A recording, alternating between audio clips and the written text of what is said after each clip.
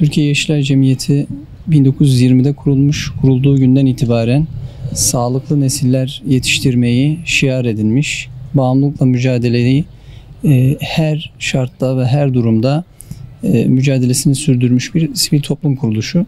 2025 yılında Türkiye Yeşilay Cemiyeti öncülüğünde yapılan 12. Yeşilay Bisiklet Turu'nu düzenliyoruz. Tabii bu turu düzenlerken paydaşlarımız Gençlik Spor Bakanlığı ve Türkiye Bisiklet Federasyonu. Hep birlikte bu turda kazanımımız aslında ilk önce insanımızın ve insanlığımızın bağımsızlığı.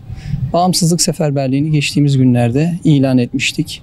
Elimizden geldiğince bu turla da sağlığın keyfini birlikte sürelim mottosuyla elimizden geldiğince daha çok insana ulaşmayı ve bağımlılıkla mücadele vurgusunu her şart ve durumda gerçekleştirmeyi düşünüyoruz.